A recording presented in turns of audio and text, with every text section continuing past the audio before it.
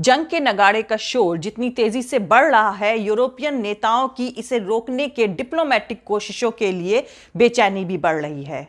रूस ने नाटो से लिखित गारंटी मांगी है कि वो ईस्टर्न यूरोप से अपनी मौजूदगी खत्म कर लेगा और यूक्रेन को कभी अपने संगठन में शामिल नहीं करेगा, जबकि अमेरिका और उसके यूरोपियन सहयोगी पहले ही रूस की मांग को खारिज कर चुके हैं। जर्मनी, रूस, यूक्रेन और फ्रांस के रिप्रेजेंटेटिव्स के बीच चल रही मुश्किल बातचीत थर्सडे को टूट गई और कोई नतीजा नहीं निकल सका। अब यूक्रेन पर रूस कभी भी हमला कर सकता है, यह शक बढ़ गया है, क्योंकि जंग रोकने के लिए 4 मुल्कों के बीच चल रही बातचीत भी बेनतीजा खत्म हो गई है। अमेरिकी फॉरेन मिनिस्टर्स कह रहे हैं कि शायद रूस बीजिंग ओलंपिक के खत्म होने का इंतजार भी ना करे। यूक्रेन की सरहद पर रूस के सैनिकों का भारी जमावड़ा बढ़ता जा रहा है और जंग को टालने के लिए करी जा रही बातचीत में कुछ खास प्रोग्रेस नजर नहीं आ रहा है। इन सब के बीच प्रेसिडेंट जो बाइडेन ने अमेरिकी सिटीजन को यूक्रेन छोड़ने के लिए कहा है। जो बाइडेन ने एनबीसी न्यूज से बातचीत में कहा है कि अमेरिकी सिटीजन्स को वहां से निकलना चाहिए, फौरन निकलना चाहिए। हम दुनिया की सबसे बड़ी फौज में से एक के साथ उलझ रहे हैं। ये बिल्कुल अलग तरह के हालात हैं जो बहुत जल्द कंट्रोल से बाहर हो सकते हैं। उधर दुनिया के दूसरे छोर पर मेलबर्न में उनके अमेरिका के फॉरेन मिनिस्टर एंटनी ब्लिंकेन अपने एशियाई सहयोगी मुल्कों भारत और जापान के फॉरेन मिनिस्टर्स से मुलाकात कर रहे हैं। पूरे घटनाक्रम से ऐसा इशारा मिल रहा है कि जैसे रूसी प्रेसिडेंट यूरोप में जंग छेड़ने से कुछ दिन के बजाय कुछ घंटे ही दूर हैं। American foreign minister Antony Blinken का कहना है कि हम एक ऐसे दौर में हैं जहां हमला किसी भी वक्त शुरू हो सकता है और यहां साफ कर दूं कि यह बीजिंग ओलंपिक के दौरान भी हो सकता है। ब्लिंकेन ने इस बात को सिरे से नकार दिया कि रूसी नेता बीजिंग ओलंपिक के 20 फरवरी 2022 को खत्म होने का इंतजार करेंगे ताकि अपने दोस्त मुल्क चीन को नाराज ना करें।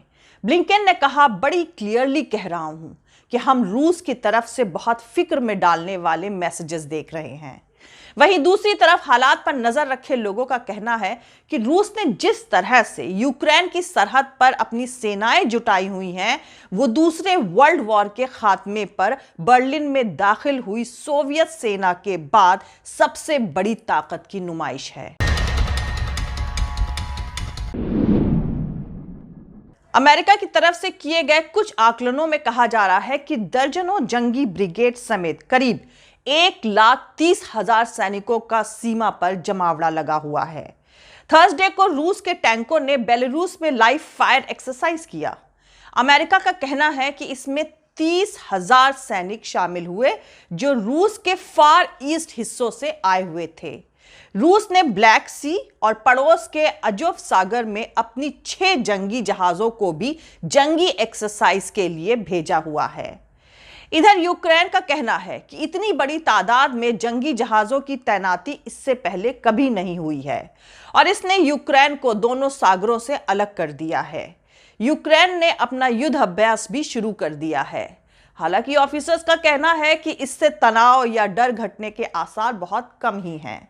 साथ ही यूक्रेन ने फ्राइडे को कहा है कि वो रूस सपोर्टेड अलगाववादी नेताओं से बातचीत के लिए बनाए जा रहे रूसी दबाव के आगे नहीं झुकेगा। रूस चाहता है कि यूक्रेन अलगाववादी नेताओं से बातचीत कर 8 साल से चली आ रही जंग को खत्म करने की कोशिश करें। बातचीत में शामिल रूसी रिप्रेजेंटेटिव का कहना है कि यहां प्रोग्रेस 0 रहा है। रूसी रिप्रेजेंटेटिव ने यह भी इल्जाम लगाया है कि यूक्रेन अटपटे प्रपोजल्स लेकर आया है। वहीं अमेरिकन फॉरेन मिनिस्टर ब्लिंकेन ने इस बात पर जोर दिया है कि अमेरिका झगड़े को डिप्लोमेटिक तरीके से सुलझाने के लिए मजबूती से प्रायोरिटी देगा। ब्लिंकेन का कहना है, हमने रूस को अपने साथ बातचीत में लाने के लिए हर पॉसिबल कोशिश करी है, लेकिन इसके साथ ही हम रेजिस्टेंस तैयार करने और सिक्योरिटी खड़ी करने के लिए भी क्लियर पॉलिसी रखते हैं और यह साफ कर देना चाहते हैं कि अगर रूस दोबारा हमला करने के रास्ते पर चलता है तो उसे इसकी भारी कीमत चुकानी होगी। I don't know that he's even made it. I don't know that he knows what he's going to do. And I think he has to realize that it would be a gigantic mistake for him to move on Ukraine. The impact on Europe and the rest of the world would be devastating, and he would pay a heavy price. I have been very, very straightforward and blunt with President Putin, both on the phone and in person. We will impose the most severe sanctions that have ever been imposed, economic sanctions. And there will be a lot to pay for that down the road. It will affect others as well. It will affect us somewhat, it will affect Europeans, but it will have profound impact on his economy. And but I don't know. I know that he's in a position now to be able to invade, almost assuming that the ground is frozen above Kyiv. He has the capacity to do that. What he's going to do, I don't know. And I don't think anybody knows but him. I think it'd be wise to leave the country. I'm not talking about our diplomatic corps. I'm talking about Americans who are there. I hate to see them get caught in a crossfire if in fact they did invade. And there's no need for that. And if I had anyone there, I'd say leave. वहीं Moscow के दौरे पर गए Britain के foreign minister Liz Truss ने खबर दी है कि उन्हें रूसी फॉरेन मिनिस्टर सर्गेई लावरोव ने यूक्रेन पर रूस के हमले की कोई प्लानिंग नहीं होने का वादा दिया है। लिज ट्रुस ने लावरोव से बातचीत के बाद जर्नलिस्ट से कहा है, हमें यह देखना होगा कि इनकी बात पर अमल हो। यहां पर आपको बता दूं कि इस हफ्ते की शुरुआत में फ्रांस के प्रेसिडेंट इमैनुअल मैक्रों ने भी कीव और मॉस्को का दौरा किया था। इसके बाद वो बर्लिन में जर्मन चांसलर ओलाफ शॉल्स से भी मिले थे और शॉल्स खुद भी अगले कुछ दिनों में कीव और मॉस्को जाने वाले हैं, जिनमें उनकी नेताओं से अलग अलग मुलाकात भी होगी। इसमें रूसी प्रेसिडेंट व्लादिमीर पुतिन से उनकी आमने सामने की पहली मुलाकात भी शामिल है। शॉल्स का कहना है कि रूस को यूरोपियन यूनियन के मेंबर्स के रूप में कमिटमेंट और नाटो के सहयोगी के रूप में हमारी यूनिटी को कम करके नहीं आंकना चाहिए। दूसरी अहम बात यह है कि सूत्रों के हवाले से खबर आ रही है कि अमेरिकी president Joe Biden, German chancellor Olaf shawls और फ्रांस के प्रेसिडेंट इमैनुअल मैक्रों से जल्द ही यूक्रेन के क्राइसिस को लेकर टेलीफोन पर बातचीत करेंगे। इस बातचीत में ब्रिटेन और इटली के प्राइम मिनिस्टर के साथ ही यूरोपियन यूनियन और नाटो के चीफ भी शामिल हो सकते हैं।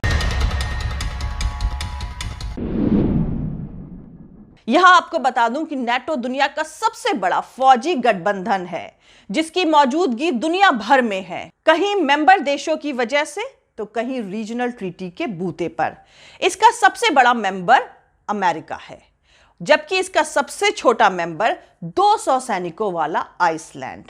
अब रूस और यूक्रेन के बीच बढ़ते तनाव को यूरोपियन ताकतें पीसफुली निपटाना चाहती हैं। जर्मनी के चांसलर ओलाफ शॉल्स, फ्रांस के प्रेसिडेंट इमैनुअल मैक्रों और पोलैंड के प्रेसिडेंट आंद्रेस डूडा के बीच यूक्रेन क्राइसिस पर 8 फरवरी 2022 को जर्मनी की राजधानी बर्लिन में बातचीत हुई थी। जर्मन सरकार की तरफ से जारी एक बयान में कहा गया था कि नेताओं ने यूक्रेन की सीमा पर तनाव कम करने और यूरोप में सिक्योरिटी पर मीनिंगफुल बातचीत शुरू करने के लिए रूस से कहा है। इससे पहले 7 फरवरी को शॉल्स और अमेरिकी प्रेसिडेंट जो बाइडेन की मुलाकात में भी रूस पर वार्निंग जारी करी गई थी कि अगर रूस यूक्रेन पर हमला करता है तो उस सूरत में यूरोप और अमेरिका की तरफ से नाटो सेनाएं साझा हमला करेंगी। वैसे रूस और यूक्रेन के बीच बढ़े तनाव के बीच एक वजह नाटो भी है, यूक्रेन की नाटो का मेंबर बनने की ख्वाहिश। ऐसा होने का मतलब है कि रूस की सीमा तक नाटो सेनाओं की परमानेंट मौजूदगी हो सकती है। नाटो ने साल 2008 के ब्यूक्रेस्ट सम्मेलन में यूक्रेन और जॉर्जिया के नाटो मेंबर बनने की इच्छाओं का वेलकम किया था, लेकिन किन्हीं वजहों से उन्हें मेंबरशिप नहीं दी जा सकी। कभी सोवियत यूनियन का हिस्सा रहे यूक्रेन का नाटो मेंबर बन जाना रूसी हुकूमत को बर्दाश्त नहीं है। नाटो ट्रीटी के आर्टिकल 10 में मेंबर बनने के लिए खुला इनविटेशन दिया गया है। इसके मुताबिक कोई भी यूरोपियन मुल्क जो नॉर्थ अटलांटिक रीजन की सिक्योरिटी को बढ़ावा और कायम रखना चाहता है, वो मेंबर बन सकता है।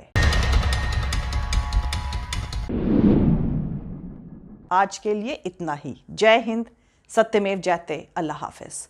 दोस्तों, हमारा पूरा वीडियो, दूसरे और वीडियोस देखने के लिए हमारे YouTube channel political Tamasha with doctor Arshi को सब्सक्राइब करके वहां पे लगी बेल आइकॉन को जरूर दबा दें ताकि आपको हमारे आने वाले हर वीडियो की अपडेट्स मिलती रहे। और दोस्तों, अगर आपको हमारा काम पसंद आता है, हमारे वीडियोस पसंद आते हैं तो www.patreon.com/dr अर्शी खान पर जाकर डोनेट करके आप हमारे काम को सपोर्ट कर सकते हैं। दोस्तों, अगर आपको हमारा वीडियो पसंद आता है तो लाइक और शेयर करना हरगिज नहीं भूलें। आप हमें फॉलो भी कर सकते हैं हमारे ट्विटर, इंस्टाग्राम और फेसबुक पेज पर। मेरा ट्विटर हैंडल है @arshi aziz khan। Thank you. मिलते हैं अगले वीडियो में।